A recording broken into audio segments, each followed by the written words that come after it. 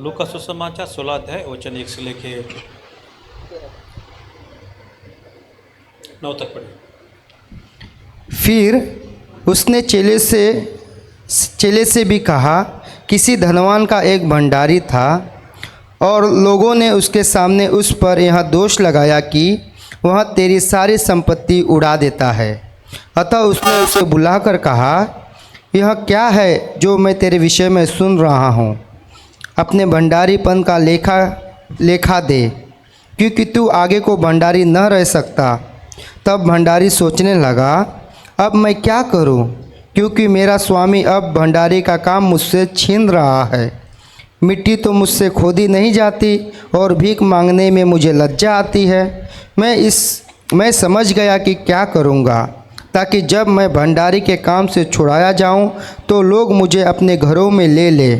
तब उसने अपने स्वामी के देनदारों को एक एक करके बुलाया और पहले से पूछा, तुम पर मेरे स्वामी का कितना कर्ज है? उसने कहा, 100 मन तेल। तब उसने उससे कहा, अपना खाता बही ले और बैठकर तुरंत 50 लिख दे।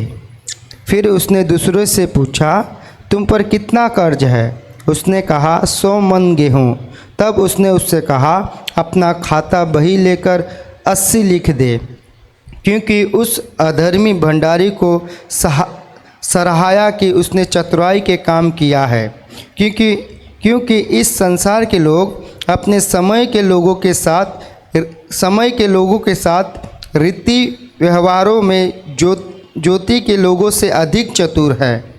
और मैं तुमसे कहता हूँ कि अधर्म के धन से अपने लिए मित्र बना लो, ताकि जब वहाँ जाता रहे तो वह तुम्हें अनंत निवास में ले ले। हो गया? ओके। सो आप सबको जो बाइबल पढ़ते हैं आपको इसके दृष्टांत पता है। आपका जिनको पता नहीं उनका जानकारी के लिए दृष्टांत बताकर हम आगे बढ़ेंगे। एक अमीर व्यक्ति रहता है, उसके पास एक भंडारी होता है। आमीन। अमीर व्यक्ति है, उसने क्या रखा? भंडारी। सो आज का ज़माने में मैनेजर कहते हैं हम, राइट। उसने उसका संपत्ति का पालन पोषण करने के लिए, उसको देखभाल करने के लिए, उसको हैंडल करने के लिए एक मैनेजर को रखा। आमीन। सो कई समय के बाद पता चलता है कि मैनेजर ने कुछ गड़बड़ कर रहे हैं। क्या कर रहे हैं? गड़बड़ कर रहे हैं। तो उस अमीर व्यक्ति ने उसको बुलाया और पूछा कि ये क्या सुन रहा हूँ मैं तेरे बारे में, तूने कुछ गड़बड़ कर रहे है, इस कारण से क्या करना है? तुझे रेजिग्नेशन देना है, तुझे काम छोड़ना है। Hallelujah, praise the Lord. तो उसने सोचने लगा, उसका भविष्य के बारे में सोचने लगा। कौन सोचने लगा? भंडारी अपना भविष्य के बारे में सोचने लगा। क्या सोचने लगा? मिट्टी करने के लिए मेरे पास ताकत नहीं है, भीख मांगने के लिए शर्म आता है, अभी करे तो क्या करे। Hallelujah, praise the Lord. क्या सोचने लगा? उसने अपने भविष्य के बारे में सोचने लगा। हालेलुया। बाइबल में जब दृष्टांत आप पढ़ते हैं बहुत ध्यान देकर आपको समझना है। सब बातें लेना जरूरी नहीं। जो वचन में प्रभु मुझे और अब सिखाना चाहता है उस बातें लेना काफ़ी है। तो उसने क्या किया? भंडारी ने क्या किया? जितने भी लोग उससे क्या लेके गया था? उधारी लेके गया था। कई लोग पैसा लेके गए थे, कई लोग तेल लेके गए थे, कई लोग गेहूँ लेके गए थे। उन सबको बुलाया उसने और बुला के एक एक को पूछने लगा। क्या पूछने लगा? क्या पूछने लगा? क्या पूछा उसने? तुमने कितना गेहूँ लेके गया? राइट। वो कितना गेहूँ लेके गया उसका हिसाब किताब किसके पास होना चाहिए? हैं? बोलो, भंडारी के पास। भंडारी क्या पूछ रहे हैं? तो इसमें पता चलता है कितना गड़बड़ किया रहेगा, राइट। भंडारी होने के लिए तो उसका फर्ज है, उसके पास हिसाब किताब होना चाहिए किसको क्या दिया, राइट। उल्टा वो जिनको दिया उनसे पूछ रहे कि तूने, इसका मतलब उसने अपना काम बहुत सही तरह से निभाया नहीं, इसलिए उसको निकाला जा रहा है, राइट।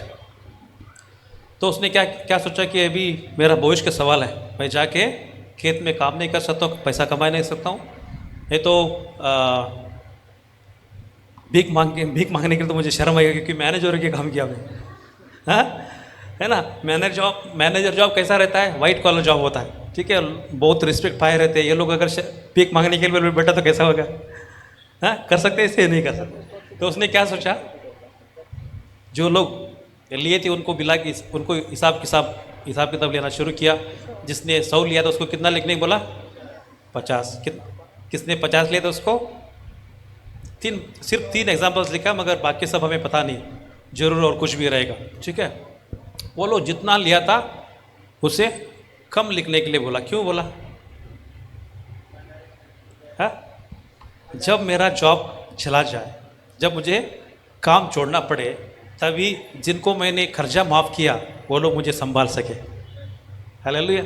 मेरा जीवन वो लोग देखभाल कर सके, इसलिए उन्होंने क्या कर रहा था, अपना चतुराई, अपना बुद्धि इस्तेमाल करके ऐसा उन्होंने कम लिखवा के ले रहा था। जॉब छूटने के बाद मेरा ज़िंदगी चलना चाहिए ना, किसके दर चले गए? काम तो चला गया, पैसा नहीं आएगा, पेमेंट नहीं आएगा, अभी किससे चलाए? ऐसे कितने लोगों उसने माफ़ किया रहेगा, और उनके आशा रखते हुए कि वो हमारा जीवन आगे जाके वो लोग हमारा जीवन के बारे में ख्याल रखेंगे, राइट। तो वचन कहता है कि जब ये बात उसका बॉस को पता चला, उसने वापस उसका हिसाब किताब लेते नहीं बेटा, वचन कहता है कि उसका चतुराई का तारीफ किया। हालेलुया। क्या किया उसने? मैं और आप उसका जगह फेरे देता उसको जोड़ता नहीं था, हाँ, पकड़ में काम करा के लेते थे, राइट। सो उसने क्या किया? उसका वचन कहता है कि उसका चतुराई किया गया। आगे जाके वचन कहता है, पढ़ो भाई, 8वां वचन पढ़ो शायद।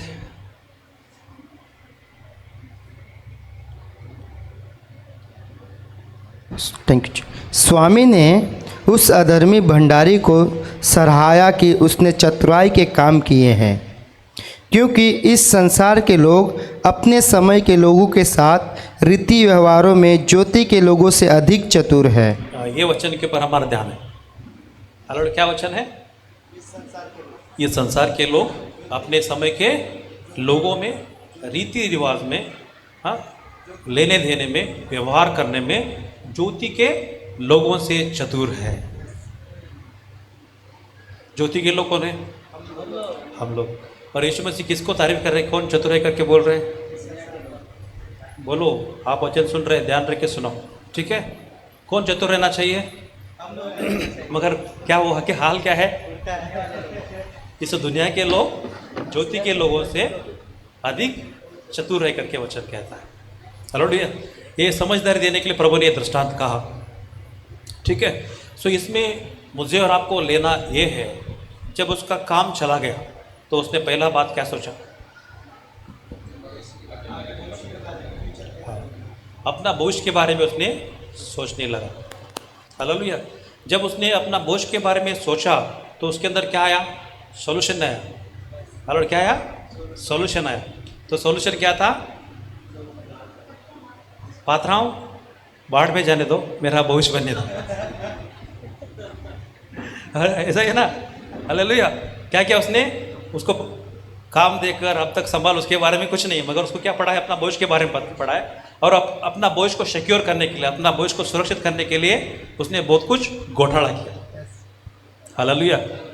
और अंत में उसको तप्पड़ नहीं गिरा, मगर तारीफ मिला। उसका पतला उसका चतुराई का तारीफ किया करके वचन कहता है। हालेलुया। जब यीशु मसीह कहता है कि इस दुनिया के लोग, उनके समय के लोगों को, विशेष करके जो ज्योति लोग हैं उनके बारे में जब कंपेयर करता है, वो कहता है कि दुनिया के लोग आपसे बहुत होशियार हैं, बहुत चतुर हैं। हालेलुया। क्यों उसका चतुराई का तारीफ उसने किया? हालेलुया। मसीह होने के नाते जब इस दुनिया को हम छोड़कर चले जाएंगे, स्वर्ग में हमारा भविष्य क्या रहेगा, इसके बारे में हमें सोच नहीं। समझे आप? हाँ, उनको वो दुनिया के लोग हैं, उनको कितना चाहिए भाई? इस दुनिया में सुरक्षित रहना काफ़ी है, इसलिए वो लोग सिर्फ दुनिया के बारे में, दुनिया में सुरक्षित कैसा रहे उसके बारे में सोचते हैं। हम मसीह लोग हैं, परमेश्वर ने हमें इस दुनिया के बारे में भी ज्ञान दिया, और इस दुनिया में हमारा जीवन खत्म होने के बाद हमें क्या रखा गया उसके बारे में भी मुझे परमेश्वर ने आपको ज्ञान दिया क्या नहीं? क्या हमारा ज़िंदगी इधर खत्म होने वाला है? नहीं, ये ज़िंदगी के बाद दूसरा ज़िंदगी है, और बहुत खुशहाल का ज़िंदगी है, और वो कभी अंत नहीं होने वाला जीवन है। आमीन। महिमा से भरा हुआ जीवन है। ठीक है।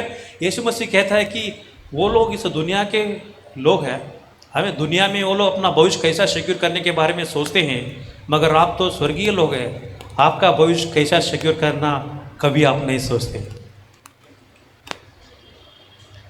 हालेलुया। सो हमारा भविष्य कैसा सिक्योर किया जाता है, कैसा हमारा भविष्य को हम सिक्योर करते हैं?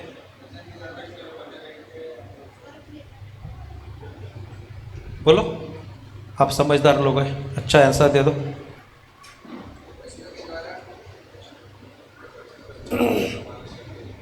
ओके, सो इनडायरेक्टली प्रभु कह रहे हैं कि आप भी होशियार बनो, आप भी चतुर बनो, आप भी समझदार बनो, मगर उस भंडारी के समान है। हल कैसा नहीं, उसका पात्राओं के बारे में कुछ नहीं पढ़ा, अपना भविष्य के बारे में पढ़ा, है ना। अगर हम लोग मसीह होकर ऐसा किया तो क्या हमें वो मसीह का सिद्धांत कह सकते हम? नहीं है। मुझे और आपको कुछ समझदारी देने के लिए यीशु ने इस दृष्टांत कहा हमें, इसलिए इस दृष्टांत से क्या लेना है उतना ही लेना है। अगर आप बाकी सब लेते बैठेंगे तो उससे दुष्ट व्यक्ति बनेगा। Hallelujah, praise the Lord. So दुख की बात है, मसीह होने के नाते हम उस भंडारे के समान बहुत बार करते हैं। Hallelujah, praise the Lord. हम वैसा करना है, वो जैसा क्या प्लान किया उसने, भविष्य सिक्योर रहने के लिए अपना प्लान बना लिया और जो भी करना है कर लिया। हालेलुया। सेवकाई में हम देखते हैं, कलीसिया सेवकाई में कई लोग रहते हैं, आमीन। जब उनको छोड़ के जाना, कलीसिया को छोड़ के जा रहे हैं तो क्या करेंगे वो लोग? अपना टीम बना लेंगे, आमीन। अपने लिए लोगों को फ्रेंडशिप करेंगे। बाद में उस व्यक्ति के समान सालों साल कलीसिया में रहते हैं, कलीसिया के बारे में कुछ पढ़ा नहीं रहते हैं, पास्टर के बारे में कुछ नहीं पढ़ा रहते, बस हमारा भविष्य सिक्योर हो तो काफ़ी है, हमें। तो जो दोस्ती बनाएंगे और उनको लेके चले जाएंगे। हमारा कलीसिया के बात नहीं, बहुत सारे कलीसिया में ऐसे होता है, हमें। हेलो, ऐसा चतुर बनने के लिए प्रभु ने मुझे और आपको नहीं बोला है, हमें। आगे पढ़ेंगे, वचन कहता है हमारा भविष्य कैसा सिक्योर किया जाता है। नेक्स्ट वचन। और मैं तुमसे कहता हूँ कि अधर्म के धन से अपने लिए मित्र बना लो, ताकि जब वह जाता रहे तो वह तुम्हें अनंत निवास में ले ले। जो थोड़े से थोड़े में सच्चा है वह बहुत से भी सच्चा है, और जो थोड़े से थोड़े में अधर्मी है वह बहुत में भी अधर्मी है। इसलिए जब तुम अधर्म के धन से सच्चे न ठहरे तो सच्चा धन तुम्हें कौन सौंपेगा? और यदि तुम पराये धन में सच्चे न ठहरे तो तुम्हारा है उसे तुम्हें कौन देगा? ओके, सो परमेश्वर ने हम सबको अपना अपना धन देना चाहता है। क्या देना चाहता है? अपना अपना धन देना था, मगर उससे पहले आपके पास दूसरों का धन देके आपको परीक्षा लेता है। क्या करता है? दूसरों को, चीज़ों को आपके हाथ में देके परमेश्वर आपका परीक्षा लेता है, तो आप कैसा हैंडल कर रहे हो उसको, हमें। उसको अगर आप सही तरह से हैंडल कर रहे हैं, ईमानदारी से हैंडल कर रहे हैं, तो परमेश्वर आपके लिए मार्ग खोलना शुरू करेगा, जिधर आप खुद का धन हैंडल करना शुरू करेंगे। मैंने परमेश्वर के राज की काम है। उदाहरण के लिए परमेश्वर आपको किसी के पास काम के लिए रखेगा, क्या करेगा? किसी के पास, किसी के अंडर काम करने के लिए बोलेगा। परमेश्वर देखिए कि उस काम को आप कितना ईमानदारी से कर रहे हैं, कितना कड़ाई से कर रहे हैं, उसके ऊपर निर्भर होता है कि परमेश्वर आपको किधर लेके जा रहा। हमें किधर परमेश्वर आप लोगों को कलीसिया में, सेवकाई में रखे थे, परमेश्वर देखता रहता है कि आप कैसा उसको हैंडल कर रहे हैं, कैसे उसको देखभाल कर रहे हैं। हमें आपको सेल दिया गया, सेवकाई दी, उसको कैसे हैंडल करें, परमेश्वर देखता रहता है, उसके ऊपर निर्भर होते हैं परमेश्वर आपको आपका धन आपके हाथ में कैसे सौंपा जाएगा। है मैंने परमेश्वर की राज का सिद्धांत है। परमेश्वर कभी भी उसका राज का सिद्धांत का खिलाफ नहीं होता है। मैं आपको बार बार में सिखाया कि परमेश्वर के राज अपना सिद्धांत से चलाया जाता है। मैं परमेश्वर राज कैसा चलता है? परमेश्वर के राज चलाने के लिए उसका खुद का सिद्धांत है, उसके द्वारा परमेश्वर की राज चलाया जाए। इसलिए हम परमेश्वर के राज का सिद्धांत को सीखना है, अपनाना है और उसके अनुसार अपना जीवन बिताना है। आमीन। तो यीशु मसीह कहना चाहता है कि जैसा व्यक्ति उसका काम खत्म होने के बाद भविष्य के बारे में सोचा, वैसे हम भी, हमारा जीवन जब इस धरती से खत्म होती है तो हमारा भविष्य क्या रहेगा, इसके बारे में मैं और आप सोचना चाहिए करके प्रभु मुझे और आपको बता रहे हैं। हमें क्या होना चाहिए, क्या सोचना चाहिए हम, इस धरती पर से हमारा जीवन अगर ख़त्म होता है तो स्वर्ग में हमारा भविष्य क्या रहेगा, क्या हमारा भविष्य सिक्योर्ड रहेगा। उसके लिए बहुत सीधा बहुत अच्छा उसने प्रिंसिपल बताता कि अधर्म का धन से अपने लिए दोस्तों को बनाओ, मित्र को बनाओ। जब वो अधर्म का धन आपको छोड़कर चला जाएगा तो लोग आपको अनंत काल का निवास में आपको स्वीकार लेंगे करके कहता है। आमीन। यीशु मसीह क्या कहना चाहता है, आप भविष्य के बारे में सोचना शुरू करो, बुद्धिमान बनो, चतुर बनो। हालेलुया। चालू नहीं बनना है, वो चालूगिरी किया। आमीन।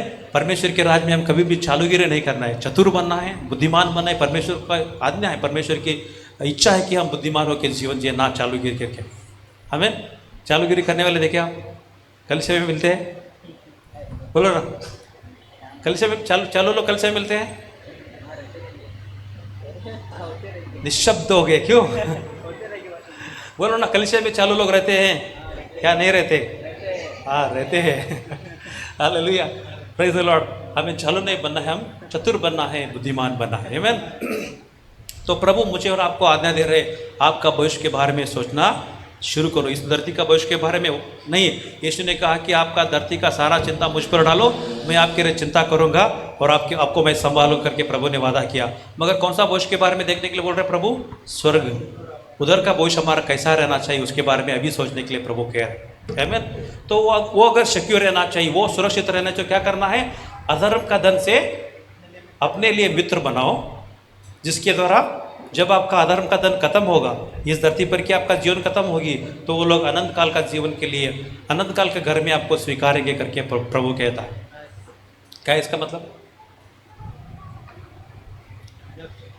जब तक जिंदगी है तब तक सुसमाचार की सेवा करो, आत्माओं को बचाओ। हमें जब आप आत्माओं को बचाएंगे, स्वर्ग में आपका क्या बोलता है, अकाउंट फुल रहेगा। जब आप स्वर्ग में जाएंगे तो आपको भरपूर रिद्धि से दिया जाएगा करके वचन कहता है। मतलब क्या है? प्रभु अपने भविष्य के बारे में चिंता करो, इसका मतलब यह है कितना आत्माओं को स्वर्ग में आप लेके जा रहे हैं, इसके बारे में सोचो, क्योंकि उसके ऊपर आपका भविष्य निर्भर है, कितना सुरक्षित रहेगा करके प्रभु कहता है। आमीन। तो इधर बैठे हुए हम सब लोग को प्रभु ने बोझ दिया है कि सुसमाचार की सेवा में हमेशा हम लगे रहे। परमेश्वर ने आपको फाइनेंशियली आशीष किया, परमेश्वर ने आपको आर्थिक रीति से ब्रेक थ्रू दिया है, तो उस पैसा इस्तेमाल करके क्या करना है? बैंक में इकट्ठा करना है? नहीं, इन्वेस्ट करके परमेश्वर के राज को बांधना है, सुसमाचार फैलने के लिए मदद करना है। अगर आपको फाइनेंशियली अब तक ब्रेक थ्रू नहीं मिला, मगर परमेश्वर ने आपको अनुग्रह दिया, आपका जीवन को आशीष किया है, वे आपका गवाही एक अच्छा टूल है जिसके द्वारा आप सुसमाचार की सेवा कर सकते हैं। आमीन। मगर सुसमाचार की सेवा में लगे रहना है। अगर आप लगे हैं तभी आप एक चतुर व्यक्ति है, बुद्धिमान व्यक्ति है। जो व्यक्ति सुसमाचार की सेवा में लगा है वही परमेश्वर के राज में कौन है? बुद्धिमान व्यक्ति है, चतुर व्यक्ति है। क्या है हो? सच में चतुर व्यक्ति है क्या? सच में बुद्धिमान व्यक्ति है? सुसमाचार की सेवा में लगे, हम परमेश्वर के राज का काम बांधने में लगे हैं, तो परमेश्वर आपको तारीफ करता है, आप बुद्धिमान व्यक्ति है करके। आमीन। सो इस टॉपिक के ऊपर हम आगे पढ़ने के लिए जा रहे, ध्यान करने के लिए जा रहे। और किस किस को परमेश्वर बुद्धिमान व्यक्ति कहता है? नंबर 1 किसको बोला प्रभु ने? जो व्यक्ति सुसमाचार की सेवा में लगा है, अपना भविष्य के बारे में सोच के, वो बुद्धिमान व्यक्ति है। हालेलुया। आगे बढ़ेंगे हम।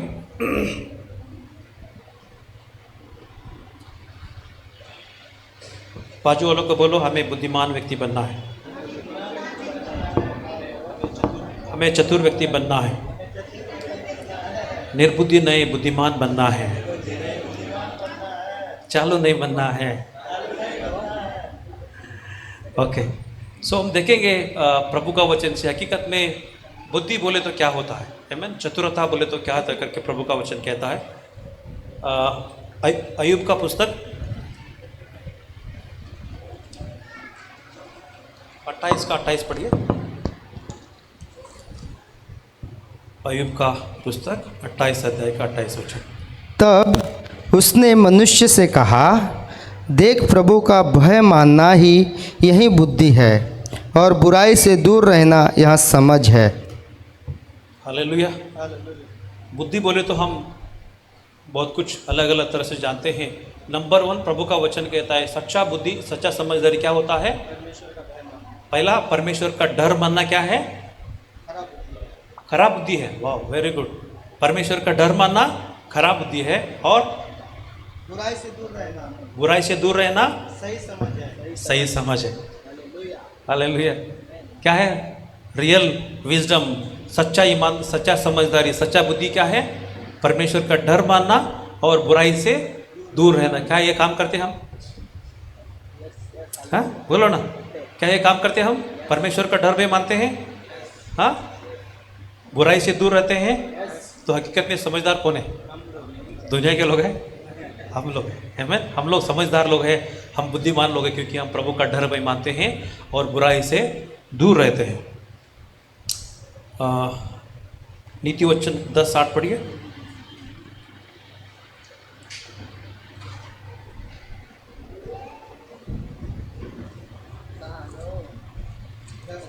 ज़्यादा वचन है, थोड़ा जल्दी पढ़िए। 10:8। जो बुद्धिमान है वह अपने आज्ञाओं को स्वीकार करता है, परंतु जो बकवादी और मूढ़ है वह पछाड़ खाता है। बुद्धिमान कौन है? आज्ञा पालन करता है। और जो आज्ञा भंग करता है वो कौन है? पछवाड़ या मूर्ख है। आमीन। अगर हम प्रभु का वचन की आज्ञाकारी बन रहे तो हम क्या करें? खुद को बुद्धिमान बना रहे, खुद को समझदार बना रहे, खुद को चतुर बना रहे। हल्ले भले उसका फल आप अभी नहीं खाते होंगे, मगर समय आएगा एक सुंदर भविष्य परमेश्वर आपके लिए निर्माण करके देगा, क्योंकि आप प्रभु का वचन की आज्ञाकारी बन रहे हैं। आमीन। भजन संहिता 111:10।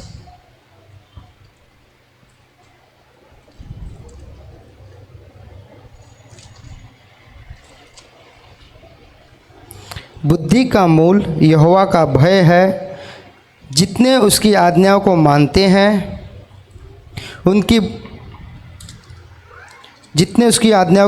हैं उनकी बुद्धि अच्छी होती है, उसकी स्तुति सदा बनी रहती है। आमीन। हालेलुया। बुद्धि का शुरुआत किधर से होता है? प्रभु का डर भय मानने से। आमीन। और जितने भी लोग उसकी आज्ञाकारी बन जाते हैं, वचन कहते हैं, उनके पास सच्चा बुद्धि होते हैं, वो सच्चा समझदार लोग होते हैं। आमीन। हर बार प्रभु का डर भय मानना, उसकी आज्ञाकारी बनना आपको एक समझदार व्यक्ति बनाता है। आमीन। आपको एक बुद्धिमान व्यक्ति बनाता है। हालेलुया। हर बार जब आप लास्ट टाइम भाई साहब ने कहा कि प्रभु का डर या प्रभु का भय का मतलब क्या होता है? हाँ, क्या सीखा आप लोग? पढ़ो, क्वेश्चन पढ़ो। वचन संहिता 37 का। हे लड़कों, आओ मेरी सुनो, मैं तुमको यहोवा का भय मानना सिखाऊंगा। वह कौन है मनुष्य जो जीवन की इच्छा रखता है और दीर्घ आयुष्य चाहता है ताकि भलाई को देखे, जो अपनी जीभ को बुराई से रोक रख और अपने मुंह की चौकसी कर कि उससे छल की बातें न निकले। बुराई को छोड़ और भलाई कर, मेल को ढूंढ और उसकी पीछा कर। मैं लास्ट संडे भाई साहब ने वचन हमारे साथ शेयर किया था, आप सब लोगों ने पढ़ा। सो परमेश्वर का डर भय मानने का मतलब यह है, परमेश्वर जिस बातों से प्यार करता है उस बातों से प्यार करना। परमेश्वर जिस बातों को इंकारता है, जिससे उसको अच्छा नहीं लगता, उस बातों को छोड़ देना या उसे दूर रहना, यही परमेश्वर का डर भय मानने की बात होती है। आमीन। हर बार उदाहरण के लिए परमेश्वर को कुछ चीज़ अच्छा नहीं लगता है ना, आप किधर चले गए और आपके सामने उस बात आ गया और आपको आप आजमाइश में पड़े कि उसको करने के लिए। हालेलुया। मगर परमेश्वर का डर भय आपके अंदर है तो आप क्या करेंगे? नहीं रे वाह, हाँ, भाग जाएंगे आप अपने आप को उस पाप से बचाने के लिए आप दूर चले जाएंगे। तभी आप परमेश्वर को क्या कर रहे हैं? परमेश्वर का डर भय मान रहे हैं। हालेलुया। परमेश्वर जिसमें आनंद नहीं करता है उसमें आप कभी आनंद नहीं करते हैं। परमेश्वर जिस बात में आनंद करते हैं उस बात में आप आनंद करते हैं। जिस बातों से परमेश्वर प्रेम करते हैं आप उसी बातों से प्रेम रखते हैं। जिस बातों से परमेश्वर नफरत करते हैं उस बातों से आप नफरत रखते हैं। इसको हम कहते हैं प्रभु का डर भय मानना। हालेलुया। ओके। नीति वचन एक साथ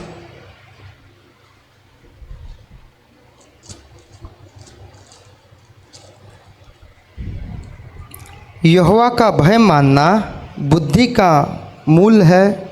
बुद्धि और शिक्षा को मूढ़ ही लोग तुच्छ जानते हैं।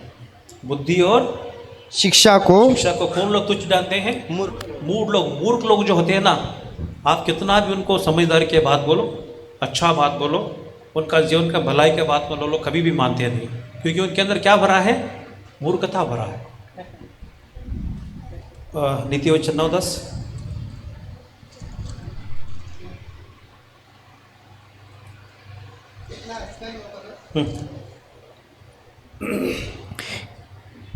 क्योंकि वे मानो तेरे सिर के लिए शोभामान मुकुट और तेरे गले के लिए कंठमाला होगी।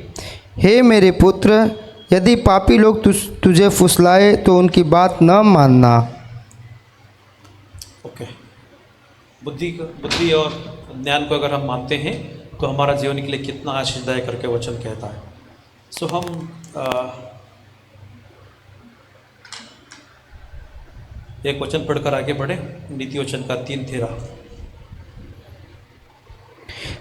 क्या ही धन्य है वह मनुष्य, क्या ही धन्य है वो मनुष्य जो बुद्धि पाए, जो बुद्धि पाए, और वह मनुष्य जो समझ प्राप्त करे। वह मनुष्य जो समझ प्राप्त करे, क्योंकि बुद्धि की प्राप्ति चांदी की प्राप्ति से बड़ी, चांदी की प्राप्ति से बड़ी, और उसका लाभ चौके सोने के लाभ से भी उत्तम है। हमने सब लोग पढ़ा। आपके पास बाइबल है, पढ़ा आप लोगों ने। क्या बोलते हैं वचन?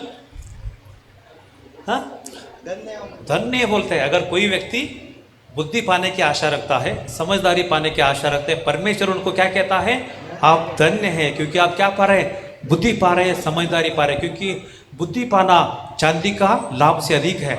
हमें समझदारी पाना सोने से अनमोल है करके वचन कहता है। इस कारण से क्या, किसका पीछा पड़ना है? मुझे और आपको बुद्धि और बुद्धिमान और समझदार बनना जरूरी है, क्योंकि परमेश्वर कहता है कि ये चांदी का लाभ से ज़्यादा है, हाँ, सोना के लाभ से ज़्यादा है। बोले तो परमेश्वर जानता है वो कितना अनमोल है और वो कितना हमारा जीवन के लिए आशीषदायक रहेगा करके वचन कहता है। आमीन, हालेलुया। क्या हम समझदार बनेंगे, बुद्धिमान व्यक्ति बनेंगे?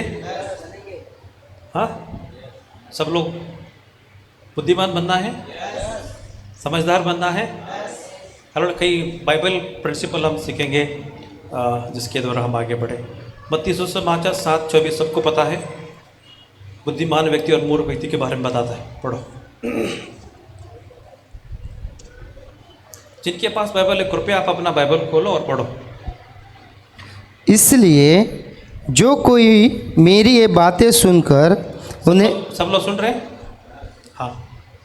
इसलिए जो कोई मेरी ये बातें सुनकर उन्हें मानता है, वह उस बुद्धिमान मनुष्य के समान ठहरेगा जिसने अपना घर चट्टान पर बनाया, और मेंह बरसा और बाढ़ें आई और अंधियारा चली और उस घर से टकराई, फिर भी वह नहीं गिरा, क्योंकि उसकी नींव चट्टान पर डाली गई।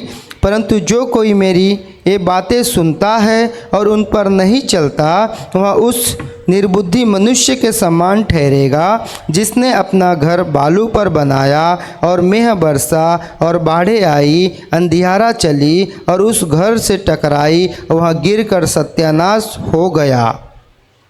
हालेलुया। यीशु मसीह एक दृष्टांत कहता है, एक बुद्धिमान व्यक्ति के बारे में और दूसरा मूर्ख व्यक्ति के बारे में। प्रभु कहता है, जो व्यक्ति मेरे बातों को सुनता है और उसके अनुसार चलता है, वो व्यक्ति के समान है जो अपना घर चट्टान के ऊपर बांधा है। आंधी आई, मेंह बरसाई, तूफान आई, उसको आके मारा, मगर वो घर गिरा। क्यों? क्योंकि अपना घर किसके ऊपर बांधा था उसने? चट्टान। चट्टान क्या है? हाँ, वचन के द्वारा आप पाने वाला बुद्धि है, वचन के द्वारा आप पाने वाला समझ है। आप आपका जीवन जब वचन के द्वारा पाने वाला बुद्धि से, समझदारी से बांध लेते हैं, तो कोई भी तूफान, कोई भी आदमी उसको नहीं गिरा सकता है। तो बुद्धि किधर छुपा है? परमेश्वर के वचन में, उसकी आज्ञाकारी बनने में बुद्धि छुपा है, समझदारी छुपा है। ओके। तो दूसरा व्यक्ति के बारे में यीशु कहता है, जो व्यक्ति मेरा बातों को सुनता है मगर उसको मानता नहीं, वो व्यक्ति वो उसके समान है जो अपना घर रीति के ऊपर बांधा। आमीन। आंधी आई, मेघ बरसाई, तूफान आया तो क्या हो गया? गिर गया, सत्यानाश हो गया। हालेलुया। कितने लोग यीशु मसीह के ऊपर विश्वास रखे हैं? हालेलुया। आप सब बहुत अच्छा काम किए। आमीन। सो आपके लिए यीशु बोल रहा है, आपके सामने दो चुनाव है। एक, आप बुद्धिमान बन के जीवन जी सकते हैं, नहीं तो ये दृष्टांत किसको बोल रहा था? यीशु मसीह अन्य जाति लोगों को और विश्वासी के लोग बोल रहा था क्या? नहीं, विश्वासी लोगों को बोल रहा था। वो बोल रहा था आपके सामने दो चुनाव हैं। अगर आप मेरी बातों को मानोगे, उसके अनुसार अपना जीवन बांधोगे, आप अपना घर चट्टान के ऊपर बांध रहे हैं। आमीन। जीवन में आंधी आता रहेगा। क्या रहेगा? कौन सा आंधी आएगा?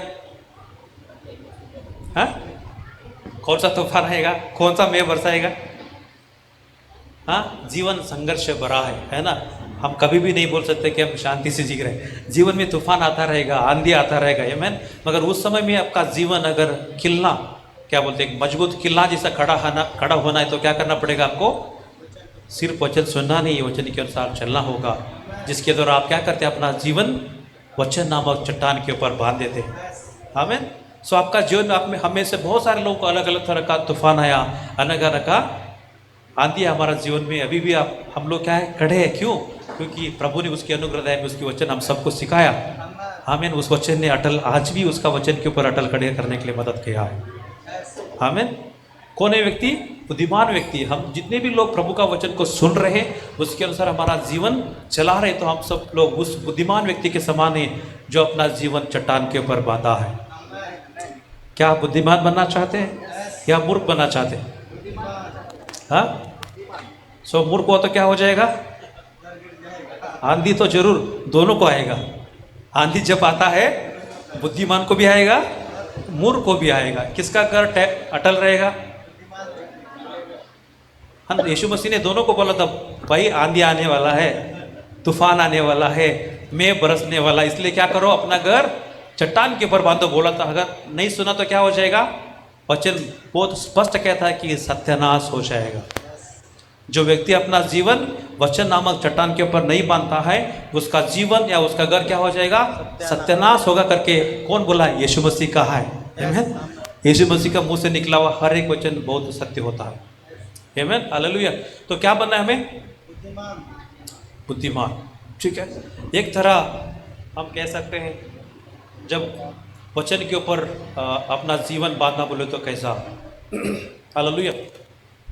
यूसुफ का जीवन आप देखें, उसका जीवन में कितना मुसीबत है, कठिनाई है। शुरुआत से संघर्ष है ना। रास्ता में संघर्ष, मिस्र में संघर्ष, हाँ, राजमहल में संघर्ष, जेल में संघर्ष, सब जगह में उसका संघर्ष था।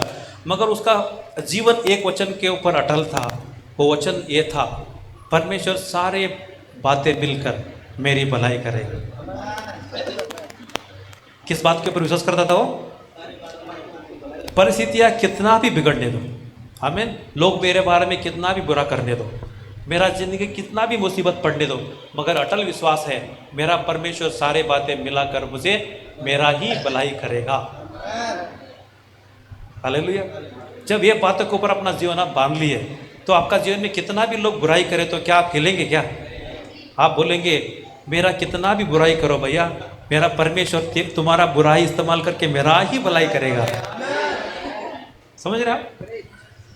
एक एक वचन इतना पावरफुल है जिसके ऊपर अगर आपका जीवन बांध लेंगे, आप बहुत सारे मुसीबत से, बहुत सारे टेंशन से फ्री रहेंगे, है ना। अगर आप मानते हैं कि भाई आपका बुराई बहुत हो रहा है, हाँ, कोई आके बोलेगा आपको भाई आपका बुराई बहुत किया जा रहा है, आप क्या बोलेंगे? उनका सारा बुराई इस्तेमाल कर कर मेरा परमेश्वर मेरा ही भलाई करेगा। ऐसा करने से आपको टेंशन होगा का शांति से जिएंगे। और जो व्यक्ति ये वचन के ऊपर विश्वास नहीं करता है, उसको ये समाचार मिला तो क्या हो जाएगा? खुद का जिंदगी बर्बाद करके लेगा। हालेलुया। इसलिए वचन के ऊपर जिंदगी बांधना बहुत जरूरी है। बीमारी कब आता है, किसको आता है, किसी को पता है क्या? मगर आपका दिल ये वचन के ऊपर अटल है कि यीशु मसीह के कोड़ों के मार खाने से मैं चंगा हो चुका हूँ, क्या उस बीमारी आपको गिरा सकेगा? हाँ, आप उस बीमारी से गिर जाएंगे? नहीं, क्योंकि आपका दिल उस वचन के ऊपर अटल है कि मसीह ने मेरे लिए कोड़ों के मार खाया है, उसके द्वारा मुझे चंगाई मिल चुकी है, मैं जीवन भर स्वस्थ और चंगा जीवन जीऊंगा। हमें कभी कभी फाइनेंशियल तूफान आ जाता है, आर्थिक तूफान आ जाता है, हमें तभी हम भीख मांगेंगे नहीं, हम विश्वास करेंगे कि हमारा परमेश्वर हमारा विश्वास को सम्मान करने वाला है, वो हमारा उसकी महिमा के अनुसार हमारा सारा जरूरत को पूर्ण करेगा। हालेलुया। ऐसा परमेश्वर के वादाओं के ऊपर जब आप आपका जीवन बांध के लेंगे, आपका जीवन में कोई तूफान आने दो, कोई आंधी आने दो, कोई इतना भी मेघ बरसाने दो, आप अटल रहेंगे, आप हिलेंगे नहीं। आमीन। तो इसके लिए क्या करना है? समय लेकर प्रभु का वचन के ऊपर ध्यान करना है, उसके ऊपर हमारा जीवन को बांध लेना। Hallelujah, praise the Lord. अगर सेवकाई में जो भी सेवा करना चाहते हैं, आपको तैयार रहना है कि लोग आपको बुराई जरूर करेगा। आप कितना भी अच्छा रहो, कितना भी अच्छा सेवा करो, शैतान लोगों को खड़ा करके तुम्हारी बुराई करेगा। हालेलुया। अगर बुराई सुन के अगर आपको खुजली होती है अगर आपको तकलीफ होती है तो बड़ा मुसीबत पड़ जाएगी। हमें सो बोलने का लोग मेरा कितना भी रिसेंटली हमारा सेवकाई के बारे में कोई तो बहुत बुरा कहा। हालेलुया। सो पास्टर जी के पत्नी ने मुझे मैसेज लिखा कि लोग ऐसा कहा। मैंने कहा कि परमेश्वर ने हमें बुलाया है, परमेश्वर हम कैसा जीवन जी रहे हैं, कैसा सेवकाई कर रहे हैं, वो जानता है। हमें लोग कुछ भी बोलने से मतलब नहीं है, उसने बुलाया वही हमें चलाएगा, उसके द्वारा हमारा सेवकाई अटल रहेगा। हमें हम कितना भी सेवा अच्छा किया तो भी हमारा बुराई करने वाले रहेंगे। बाहर के लोग तो कम हैं, अंदर के लोग ज़्यादा रहेगा। परमेश्वर के राज में परमेश्वर के बच्चों को, परमेश्वर का सेवक को विरोध करने वाले ज़्यादा किधर है? अंदर रहते हैं। हालेलुया। तो ये समझते भी आपको सेवा करना है। आमीन। आपका कलीसिया में आने वाले सब लोग आपकी तारीफ करने वाले नहीं है, सब लोग आपका भलाई देखने वाले, आपका बुराई देखने वाले भी रहता है। ये समझकर आपको उनकी सेवा करना है। आमीन। वो लोग बुराई करने के बाद भी उनसे प्यार करना है, उनसे आदर करना है, उनका सम्मान करना है, क्योंकि यीशु आपके उसके लिए बुलाया है। लोगों का बर्ताव के द्वारा अगर हम बदलेंगे तो हम यीशु के ऊपर हमारा विश्वास नहीं है, लोगों के ऊपर विश्वास है। आमीन। जो लोग यीशु के ऊपर विश्वास करते हैं वो कहते हैं कि हमारा कलीसिया का सर यीशु मसीह है। हमारा कलीसिया को यीशु बांध रहे, इसलिए लोग नहीं है, शैतान उसका सारा क्या बोलते हैं, अधोलोक के पाटा के हमारे सामने खड़े होते कुछ नहीं होने वाला है, क्योंकि यीशु अपना कलीसिया बांध रहा है। हालेलुया। कलीसिया के बारे में जब रूमर्स खड़े होते हैं, बुराई किया जाता है, हमें अटल विश्वास कर रहे हैं हमारा कलीसिया को कुछ नहीं होगा, हमारा सेवकाई को कुछ नहीं होगा, क्योंकि इसका शुरुआत यीशु ने किया है और इसका अंत भी यीशु के द्वारा होगा। हमें पहले लोग जब ऐसा वचनों के ऊपर हमारा जीवन को बांध लेते हैं, सेवकाई को बांध लेते हैं, बाद में कितना भी बड़ा आंधी तूफान मेघ बरसाने दो हमें कुछ नहीं लगेगा। हम यीशु के द्वारा तारीफ कर पाएंगे, क्योंकि हम हमारा जीवन को चट्टान के ऊपर बांधे हैं।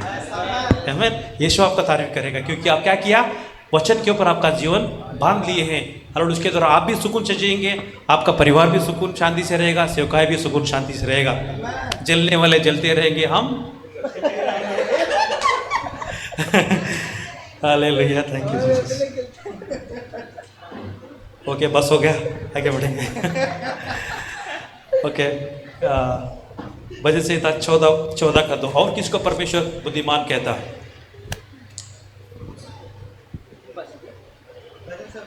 वजह से था 14 का 2।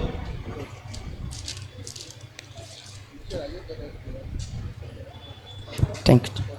परमेश्वर ने स्वर्ग में से मनुष्य पर दृष्टि की, परमेश्वर ने स्वर्ग में से मनुष्य की ओर दृष्टि की कि देखे कि कोई बुद्धिमान, परमेश्वर ने स्वर्ग में से मनुष्य की दृष्टि की है कि देखे कि कोई बुद्धिमान और कोई परमेश्वर का खोजी है या नहीं। वे सब के सब भटक गए, वे सब भ्रष्ट हो गए। दूसरा ट्रांसलेशन में पढ़ो, और एक बात मिस हो गया। बुद्धिमान व्यक्ति का ढूंढता है, वो व्यक्ति परमेश्वर को ढूंढता है और भलाई करता है करके लिखा गया। परमेश्वर ने स्वर्ग में से मनुष्यों पर दृष्टि की है कि देखे कि कोई बुद्धिमान, कोई परमेश्वर का खोजी है या नहीं। ಕನ್ನಡದಲ್ಲಿ ಹೋದ್ರೆ ಯಾರಾದರೂ ಒಳ್ಳೆಯದನ್ನು ಮಾಡುವವನಿಲ್ಲ, ಹಾಂ ಒಬ್ಬನಾದರೂ ಇಲ್ಲ. ಅದಕ್ಕಿಂತ ಮುಂಚೆ ವಾಕ್ಯ ಮನುಷ್ಯರಲ್ಲಿ ತನ್ನ ಸಾಧನೆಗಳನ್ನು ಅಪೇಕ್ಷಿಸುವ ಬುದ್ಧಿವಂತರು ಹೇ? ಇದ್ದಾರೋ ಎಂದು ಯೆಹೋವನು ಆಕಾಶದಿಂದ ಮನುಷ್ಯರನ್ನು ನೋಡಲಾಗಿ, ಒಳ್ಳೆಯದನ್ನು ಮಾಡುವವನಿಲ್ಲ, ಒಬ್ಬನಾದರೂ ಇಲ್ಲ. ಪ್ರತಿಯೊಬ್ಬನು ದಾರಿ ತಪ್ಪಿದವನು. बस पढ़ो भाई। मगर यहोवा स्वर्ग से इंसानों को देखता है कि क्या कोई अंदरूनी समझ रखने वाला है, अंदरूनी समझ रखने वाला व्यक्ति। क्या कोई यहोवा की खोज करने वाला है। नेक्स्ट, वे सब सही राह से भटक गए हैं, सब के सब भ्रष्ट हो गए हैं, कोई भी भला काम नहीं करता, एक भी नहीं। वचन कहता है परमेश्वर ने स्वर्ग से ऐसा लोगों को ढूंढा जो अंदर से समझदारी रखते हैं। आमीन। अंदर से बुद्धिमान है। बुद्धिमान लोग वो काम करते हैं, क्या काम करते हैं? एक, परमेश्वर को ढूंढते हैं। नंबर 2, भलाई का काम करते हैं। आमीन। परमेश्वर पहला किसको बुद्धिमान बोलता है? जो परमेश्वर का डर वे मानते हैं वो बुद्धिमान है। नंबर 2, जो परमेश्वर का वचन के ऊपर अपना जीवन बांध के लेते हैं उनको प्रभु बुद्धिमान कहते हैं। नंबर 3 हम देख रहे हैं जो परमेश्वर को खोजता है वो बुद्धिमान है। जो भलाई का काम करता है वो बुद्धिमान है। क्या हम परमेश्वर को खोज रहे हैं? हालेलुया। परमेश्वर के साथ समय बिताना लोगों के लिए मूर्खता लगता है, मगर वही सही समझदारी है ना? क्या टाइम वेस्ट कर रहे हैं यार तुम, प्रेयर बोलते हैं हमेशा, हाँ वचन बोलते हैं। बोलने वाला बोलते रहने दो, समय आने के बाद उसका प्रतिफल हमारा जीवन के द्वारा प्रकट होगा। आमीन। क्योंकि आप सही बुद्धि पा रहे हैं, अंदरूनी समझ रख रहे हैं। आमीन। आपको पता है परमेश्वर का उपस्थिति कितना वैल्यूएबल है, इसलिए आप समय निकाल कर प्रभु का उपस्थिति में बैठ रहे हैं। उसका प्रतिफल जरूर परमेश्वर आपका जीवन में दिखाएगा। आमीन। आप वचन कहता है ना, परमेश्वर जो लोग मुझे गुप्त से देखता है, जो लोग मुझे गुप्त से ढूंढता है, परमेश्वर उनको प्रभु कहता है कि मैं उनको देखता हूँ और उनका प्रतिफल में बाहर देता हूँ करके प्रभु का, है ना? आज समय ऐसा रहेगा आपको कोई भी नहीं जानता होगा। आमीन। मगर परमेश्वर देख रहे हैं, आप उनके साथ समय बिता रहे हैं, आप प्रभु का वचन का आप ध्यान कर रहे हैं, प्रभु देख रहा है। आमीन। समय आने के बाद परमेश्वर आपको प्रकट करेगा। आमीन। ऐसा प्रकट करेगा जो बोलते रहेंगे आप बहुत ऊंचा उड़ान का जीवन आप जीते रहेंगे। आमीन। नंबर 2, जो भलाई करते हैं उनको प्रभु बुद्धिमान व्यक्ति कहता है। किसको कहता है? जो भलाई करते। यीशु मसीह को परमेश्वर ने पवित्र आत्मा और सामर्थ्य से अभिषेक किया, वो क्या करते गया? भलाई करते। यीशु मसीह उसका जीवन भर दूसरों को भलाई करता अपना जीवन बिताया। आमीन। उसके बच्चे होने के नाते हम कभी भी भलाई करने में पीछे नहीं हटना चाहिए। हमारा जीवन में हमेशा दूसरों का भलाई का सोच होना चाहिए। आमीन।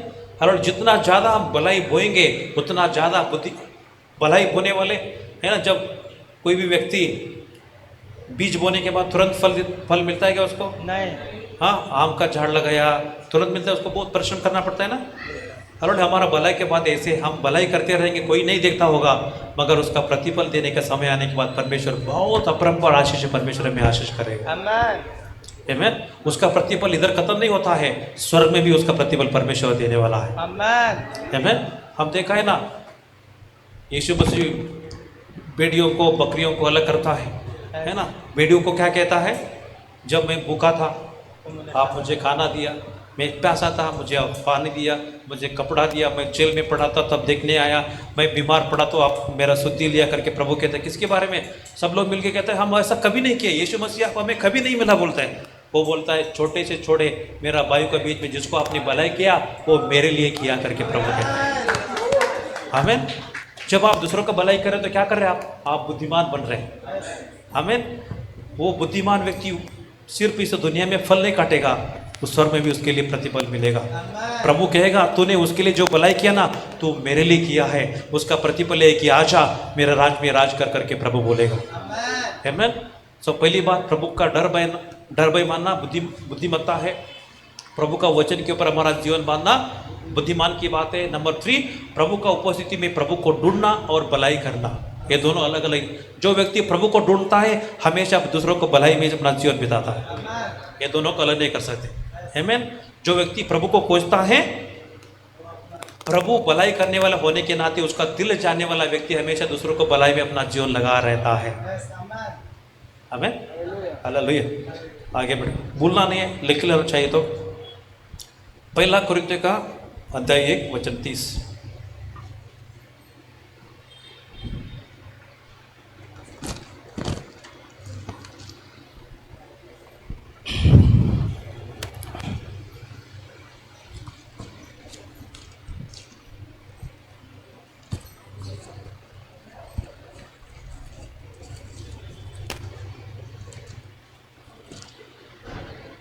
पहला कुरिन्थिया अध्याय 1 वचन 30।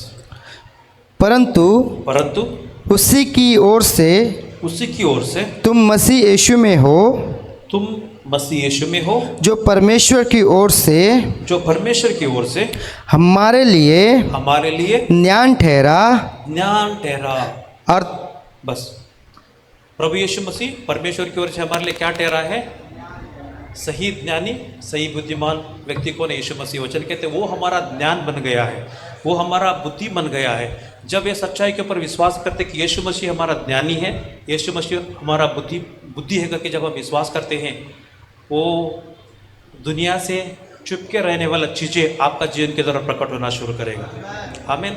जो समस्या का हाल दुनिया के पास नहीं है, आपके दोस्तों के पास नहीं है, अब जब जिधर काम करते हैं उनके पास नहीं है, मगर आपके द्वारा वो सॉल्यूशंस आपका जीवन के द्वारा निकलना शुरू करेगा। क्यों? आप स्पेशल व्यक्ति है, क्योंकि आपके अंदर यीशु का ज्ञान है, यीशु आपका बुद्धि है, यीशु आपका ज्ञान है। इस कारण से जब आप उस यीशु के ऊपर जो बुद्धि और ज्ञान में विश्वास करेंगे और कबूली करेंगे कि यीशु मेरा बुद्धि है, उसके अंदर सर्वश्रेष्ठ बुद्धि आपका जीवन के द्वारा निकलना शुरू करेगा। आमीन। हालेलुया। शायद मेरा गव्य आप याद रखे होंगे। जो लोग नए हैं उनके लिए मैं बताता हूँ। मैं एक कंपनी के लिए काम करता था। आमीन। लगभग 10 साल मैंने काम किया। आमीन। सो मेरा जो बॉस था वो बहुत उम्र हुआ था उनका, वो काम करते करते उनका बाल पक गया था। मेरा बोलने का मतलब है कि उतना एक्सपीरियंस उनके पास था, राइट। तो वो काम उन्होंने सालों से कर रहा था, मैं भी सालों से वो काम कर रहा था। मुझे पता नहीं था सच में वो ऐसा काम हो सकता है क्या करके। सो एक दिन प्रभु ने मेरा आंखें खोला कंपनी में कुछ सुधार लाने के लिए। आमीन। हालेलुया। और वो सुधार के बारे में जब मैं मेरा बॉस के पास लेके गया, वो बात मेरा बॉस के पास लेके गया, तो मेरा बॉस चौंक गया। क्या गया? चौंक गया। क्यों? क्योंकि उसका ज़िंदगी चला गया वो कंपनी में काम करते हुए, वो कंपनी को चलाते हुए ऐसा बुद्धि कभी उनके द्वारा प्रकट नहीं हुआ। आमीन। वो बुद्धि ये था। आमीन। वो बुद्धि ये था।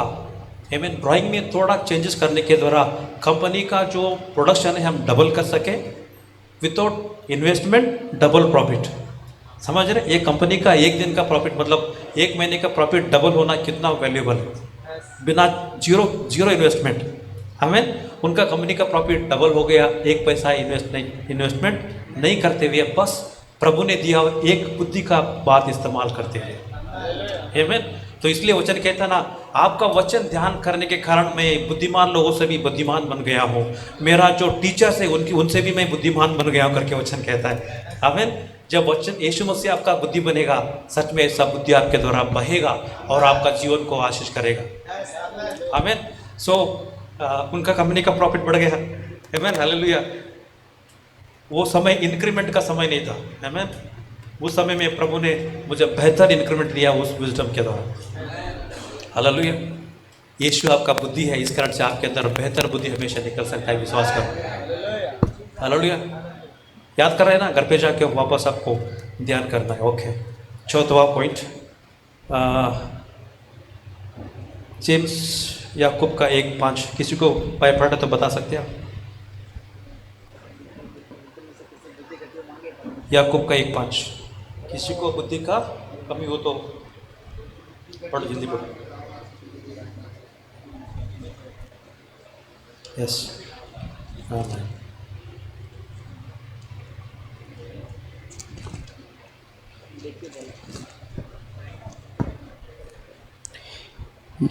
पर यदि तुम में से किसी को बुद्धि की घटी हो तो परमेश्वर से मांगो। किससे मांगना है? क्यों मांगना है? सारा बुद्धि ज्ञान उसका भंडार है उसके पास। हाँ, जो बिना उलाहना दिए उलाहना का मतलब क्या होता है हिंदी में? हाँ, डांटे। हाँ, ओके। तो परमेश्वर से मांग जो बिना उलाहना दिए सबको उद्धार साथ से देता है और उसको दी जाएगी। आमीन। क्या बोल रहे प्रभु? आप बुद्धि के लिए प्रार्थना करना है ना?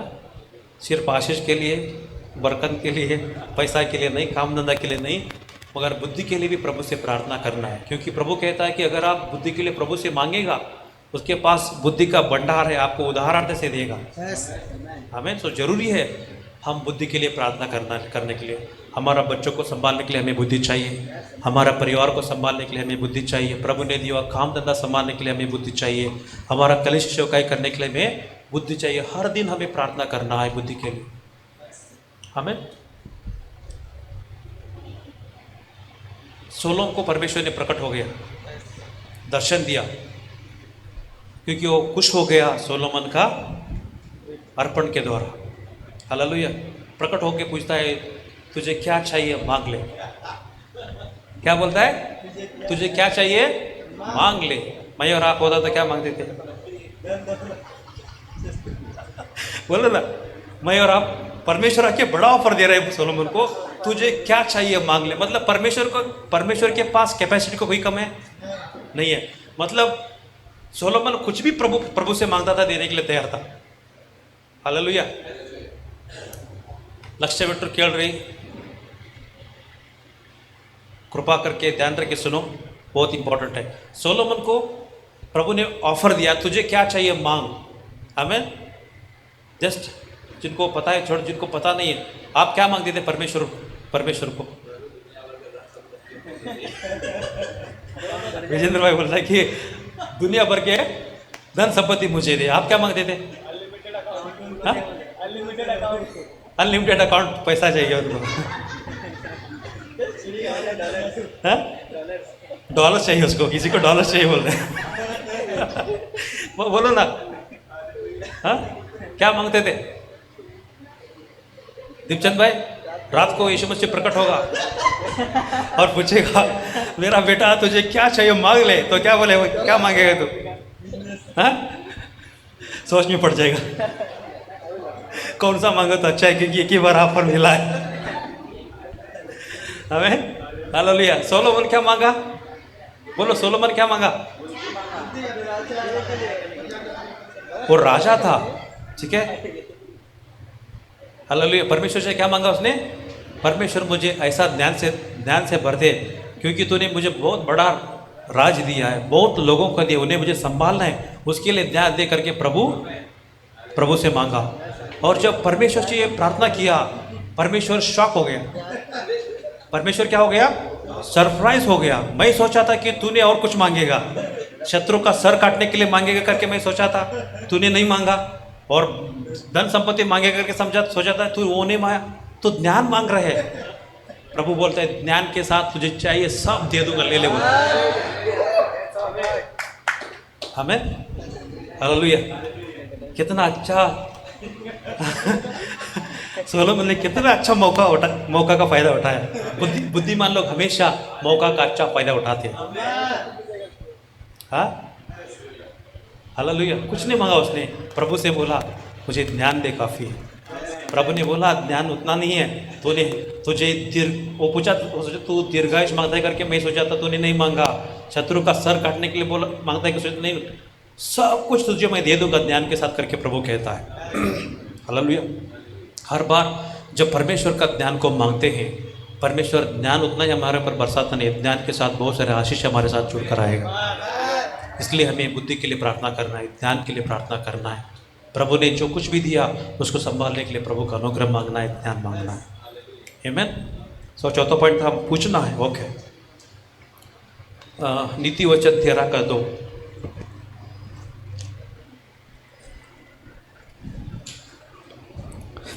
सज्जन अपनी बात सच्चा सज्जन अपनी बातों के कारण उत्तम वस्तुएं खाने पाता है, परंतु विश्वासघाती लोगों का पेट उपद्रव से भरता है। कौन सा पढ़ा आपने? 13 का 10 पढ़ो। झगड़े रगड़े केवल अहंकार से ही होते हैं, परंतु जो लोग सम्मति पाते हैं उनके पास बुद्धि रहती है। जो लोग सम्मति पाते हैं।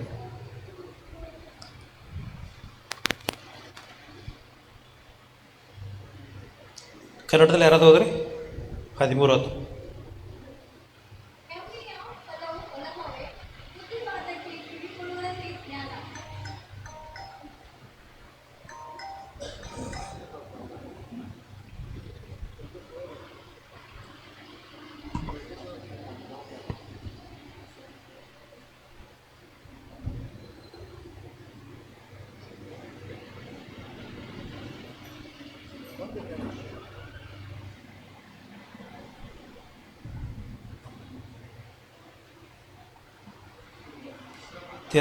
तेरह का 20 पढ़ी. बुद्धिमानों की संगति कर, तब तू भी बुद्धिमान हो जाएगा, हालेलुया. परंतु मूर्खों के साथी नष्ट हो जाएगा। हालेलुया. सो आपको जब फ्रेंड्स को चूज करते हैं, आप किसको? फ्रेंड्स को चूज करते हैं. आपको होशियार रहना किसके साथ आप फ्रेंडशिप करते हैं. आमीन. अगर आप बुद्धिमान के संगति में रहेंगे तो क्या बनेंगे? बुद्धिमान बनेंगे. अगर मूर्ख के साथ रहेंगे आप मूर्ख बनेंगे. हालेलुया. तो किसके साथ समय बिताते आप? बोलो. कैसे लोगों के साथ संगति है आपका जीवन को इम्पैक्ट करेगा.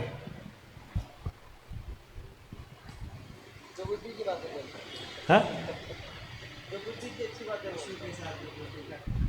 कैसा फ्रेंड्स है आपका, कैसा दोस्त लोग हैं, वो आपका जीवन को ऊपर इम्पैक्ट करेंगे. आमीन. दाऊद अच्छा दोस्त को चुना था. कौन था? दाऊद के पास अच्छे दोस्त थे. 3 दोस्त लोग थे. आमीन. सामुएल,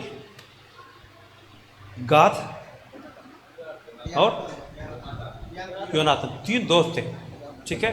तीनों अच्छे दोस्त थे. हालेलुया. उनका अच्छा दोस्त के कारण उसका ज़िंदगी हमेशा सुरक्षित था. आमीन. वो लोग सिर्फ उसको भविष्यवाणी नहीं करते थे. अगर गलती किया तूने गलती के करके उनको ये करते थे, खंडन करते थे. अगर आपके पास वही दोस्त लोग सिर्फ आपका तारीफ करते तो आप डेंजर में हैं. वो लोग ऐसा दोस्त लोग होना चाहिए, जब गलती किया तो तूने गलती करके बोलना चाहिए. हालेलुया. कौन गया खंडन करने के लिए? कौन? दाऊद जब पाप किया तो खंडन करने के लिए कौन गया? हाँ, नाथान ने गया था. हालेलुया. भविष्यवाणी पाप करने के बाद खंडन करने के लिए गया. हालेलुया. जब दाऊद चाहता था कि घर परमेश्वर के लिए भवन बांधना, किसको बुलाया था उसने? नाथान को बुलाया था. नाथान को बोला कि मैं चाहता हूँ कि परमेश्वर के लिए अच्छा भवन बांधा जाए. तो नाथान को गुस्सा हो गया, बोला कि बांध ले. मगर जब घर जाते जाते परमेश्वर का वाणी आया उसको, तूने किसको पूछ के बोला? हाँ, तेरा बाप का है क्या? मेरा भवन बांध रहे हो, तू कैसा परमिशन देता है कि बांध लेकर के? एक बात तो पूछना चाहिए मुझे. तू भविष्यवक्ता है, मेरे वो से सुन के बोलना चाहिए ना. हालेलुया. इसको फटकार मिला अभी. वापस दाऊद के पास भाग के जाता है, भैया सॉरी मैंने तुझे गलत एडवाइस दिया. हाँ, नहीं, तू घर नहीं बांध पाएगा. तुझे बहुत आशीष करेगा परमेश्वर का. तेरे हाथ के द्वारा घर बांधना. क्यों? तेरे हाथ के द्वारा बहुत खून हो चुका है. जैसा परमेश्वर ने बोला वैसे बोलने के लिए अंदर उसका हिम्मत, उसका दोस्त के पास हिम्मत था. हमें भी ऐसा दोस्त लोग होना चाहिए. अगर हमारा जीवन के अंदर कुछ गलती हो गया, वो लोग हमारा मुंह पे बोलना चाहिए कि तूने गलती किया, पश्चाताप कर ले. हमें वो सही दोस्त लोग हैं. हम अच्छा करे बुरा करे, हमारा अगर मस्का लगाते वो हम एक दिन खड्डा में गिराएंगे. हालेलुया. तो इसलिए क्या जरूरत है? आपको अच्छा दोस्त लोग रहना जरूरी है. आपका अच्छा समझदार बुद्धिमान फ्रेंड्स आपको रहना जरूरी है. ठीक है. जिसके द्वारा आपका जो बुद्धि है शार्प होएगा.